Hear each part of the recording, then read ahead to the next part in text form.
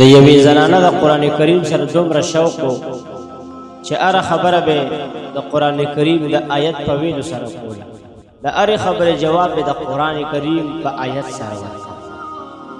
عبدالله ابن مبارک رحمه الله فرمایي وی زه یو ځل حج ته لاړم، د حج نه واپس راتلم، په لاره کې مې د عربو یو بوډۍ ښځه ولیدله،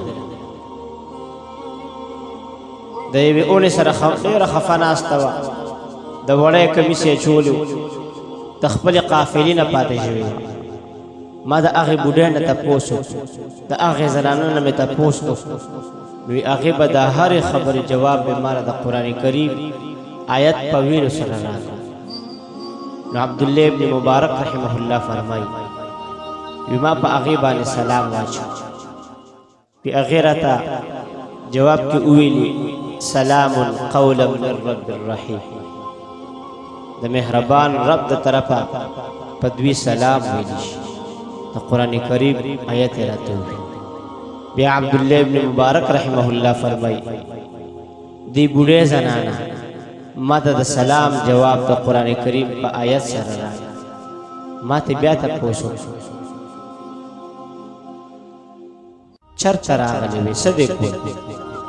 هغې جواب راکړ واتم الحج والعمرة لله. نو زه پوه شوم چې دا د حج کولو دپاره راغلی ده. ما ورته وویل دلته کې څه کې؟ دلته څه کې؟ دلته کې خفه ناست دی اونې سره، دلته څه کې؟ هغې راته وویل من یضلل الله فلا هادي له، څوک چې الله ګمراه کړي نو دلته بل هېڅوک هدایت کوونکی نشته. نو زه پوه شوم چې دې نه لار ورکه شوې ده. ما ورته وویل اوس چېرته ځې؟ اوس څه کوې؟ چېرته ځې؟ بیا هغې راته وویل سبحان الذي اسرى بعبده لیلا من المسجد الحرام الى المسجد الاقصى. زه پوه شوم چې دې حج یې خو کړی دی، ادا کړی دی، اوس بیت المقدس طرف ته روانه ده. نو ما ته نه بیا تپوس وکړو دلته دې څونه ورځې شو چې څو ورځونه دلته کې ناست دی؟ هغې راته وویل ثلاث لیال سویه، 3 شپې مسلسل.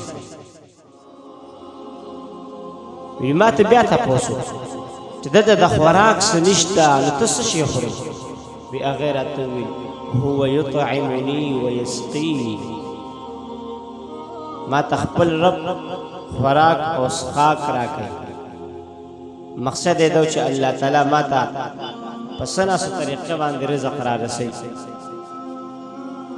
وی ما ته نه تپوس وکړو چې اودس په څه شي کې؟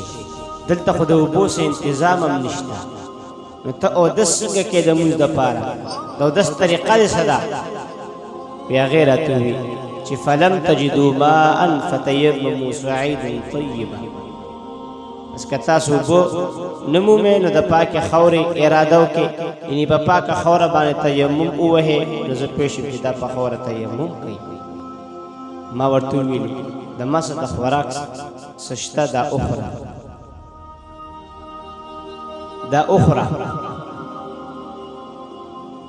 وی هغې راته وویل چې ثم اتم الصیام الی اللیل. زه پوه شوم چې روژې ده. وی ما ته نه تپوس وکړو چې دا خو رمضان میاشت نه ده، نو تا څنګه روژه نیولې ده؟ وی هغې راته وویل چې ومن تطوع خیرا فان الله شاکر علیم. نو زه پوه شوم چې د دې نفلي روژه ده. ما ورته وویلي په سفر کې خو د روژې ماتولو اجازت شته، خیر د روژه ماته که. وی هغې راته وویل وان تصوموا خیر لکم ان کنتم تعلمون، او چې روژه ونیسئ دا ستاسو دپاره غوره ده که چې تاسو پوهېږئ.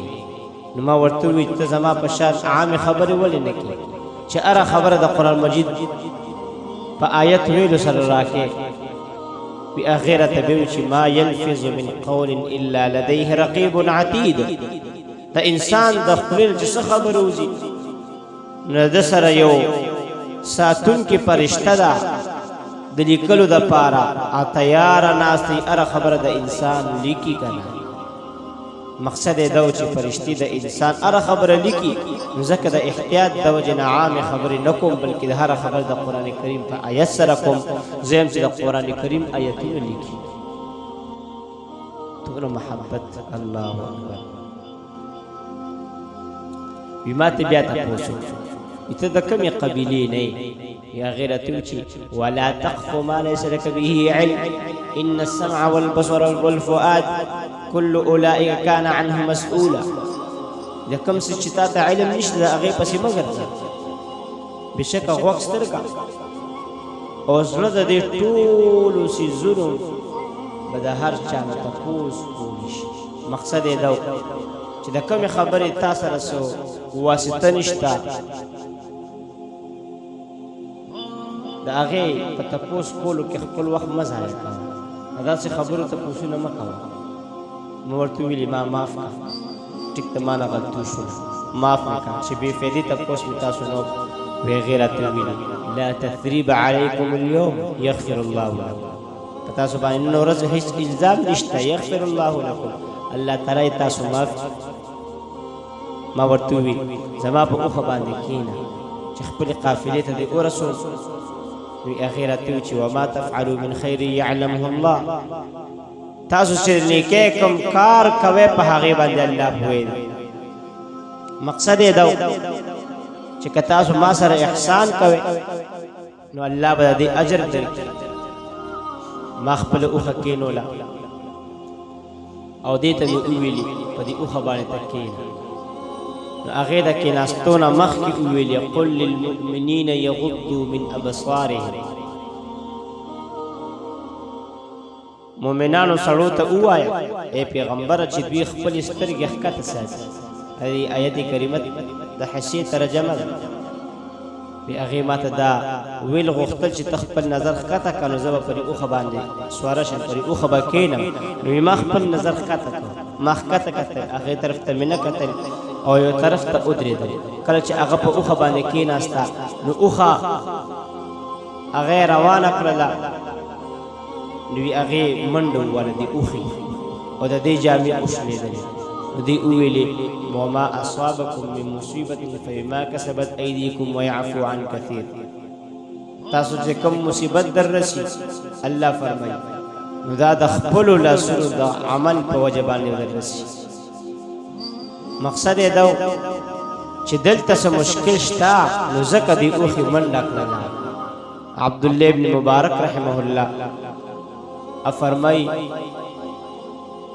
چې ما د دې اوښې خپې وتړلې او د کجاوې تسمه مې هغه مې سمه کړله بیا مې دې ته وویل اوس په اوښه باندې سوره شه هغې چې زما د مهارت او د قابلیت وکتل چې اوښې له مې خپې وتړلې دا اوښه بیا نشي پاسېدی چې کله اوښه دا خپې وله وتړي د عربو به داسې کول نو هغې زنانه چې زما د قابلیت زما د مهارت وکتل هغې وویلې چې فهمناها سلیمان پس مونږ د دې فیصلې پوهه هغه سلیمان علیه السلام ته ورکړه نو د سورېدو نه مخکې دې د سفر دعا وویل سبحان الذي سخر لنا هذا وما كنا له مقرنين وإنا إلى ربنا لمنقلبون بما د اوښې پړې بیا ونیوه او تیز تیز تلم په اوښه باندې مې تیز تیز اوازونه م کول چېرې دا تیزه تیزه روانه شي نو هغې راته وویلې چې واقصد فی مشیک واغضض من صوتک نرمي کوه په خپل تګ کې او ښکته که خپل اواز زه پوه شم نو په قلاره بیا تلم او خپل اواز مې په مزه مزه کړ ډېرې چغې مې نه وهلې او څه اشعار مې د ځان سره ویل دې راته وویل چې فقرأوا ما تیسر من القرآن پس لولې هغه څه چې آسان وي د قرآن نه د قرآن کریم نه هغه تلاوت کوي چې کوم تاسو ته آسان یې الله فرمایي مقصد یې دا چې اشعارو په ځای باندې د قرآن کریم تلاوت کوه نو ما د قرآن کریم تلاوت شروع چې دې د قرآن کریم آیت د تلاوت ورد زمانه ډېر خوشاله شول او ویلې وما یذکر الا اولو الالباب نصیحت نه قبلی مگر خاوندان د عقل والا. نو د صرف تلاوت کول وروسته ما د دې زنانه نه تپوس وکړو چې آیا ستا خاوند ژوندی دی که وفات دی؟ خاوند ژوندی دی که وفات دی؟ بی هغې راته وویل چې یا ایها الذین آمنوا لا تسألوا عن اشیاء ان تبد لکم تسؤکم. ای د ایمان خاوندانو تاسو داسې شیانو په باره کې تپوس مه کوئ که چېرته هغه تاسو ته ښکاره شي معلومه شي تاسو به غمجن کړي. زه پوه شوم چې خاوند یې وفات شوی، بیا زه چپ روان وم، د دې نه مې هېڅ قسم تپوسونه نه کړل. آخر دا چې د دې قافلې ته ورورسېدم، ما دې ته وویلې چې دا قافله راورسېدله په دې کې ستا څوک رشته دار وغیره شته؟ دې راته وویلې المال والبنون زینة الحیات الدنیا، مال او زامن د دنیا د ژوند ښایست دی. مقصد یې دا و چې په دې قافله کې زما زامن دي او مال او دولت هم ورسره شته. ما ورته وویلې دوی ته په قافله کې کم کار حواله دي ستا دې زامنو ته چې په اسانۍ سره زه وپېژنم؟ هغې راته وویل چې وعلامات وبالنجم هم یهتدون. زه پوه شوم چې دې زامن د قافلې رهبران او رهنمایان دي. ما ورته وویلې د دوی څه نومونه دي؟ ستا د زامنو نومونه څه دي؟ بیا هغې راته وویل چې واتخذ الله ابراهیم خلیلا وکلم الله موسی تکلیما یا یحیی خذ الکتاب بقوه. زه پوه شوم چې ابراهیم، موسی او یحیی نومونه دي د دې زامن.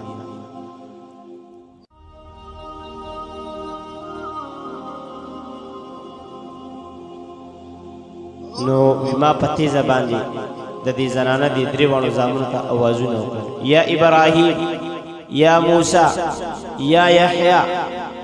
نو فوراً درې واړه زامن هغه رال.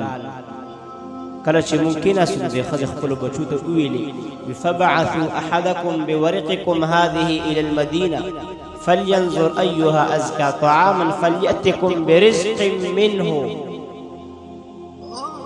مقصد یې دا و چې یو کس لاړ شي او دله بهترین خوراک واخلي او دلته یې راوړی. دی چې وویل یو کس د هغې په بچو کې یو کس لاړ، څه خوراک یې راواغېسته او ورویړه، زما مخې ته یې کېښودو. بیا دې بوډۍ ښځې وویلې ما ته کلوا واشربوا هنیئا بما اسلفتم فی الایام الخالیه.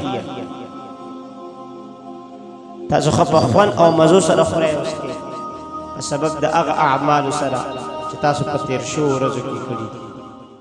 یعنې تا چې ما سره کوم احسان کړی و، کومه نیکي دې کړې وه، د هغې په بدل کې دا وخورئ.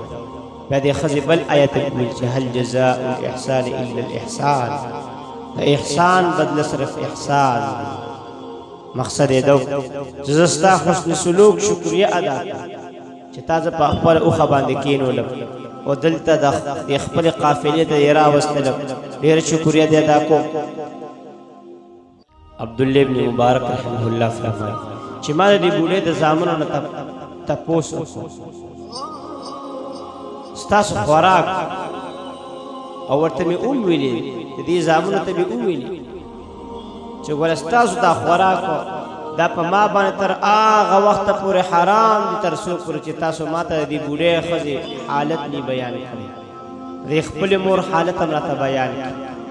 بیا هغه زامنو یې راته وویل چې دا زمونږ مور ده او د 40 کالو نه داسې دا په دې حالت کې ده چې هره خبره هر جواب دا د قرآن کریم د آیت ته ویلو سره کوي. په دې 40 کاله کې دې تر اوسه پورې په خوله باندې بله خبره نه ده راوستې، صرف د قرآن تلاوت، د قرآن آیت. او په دې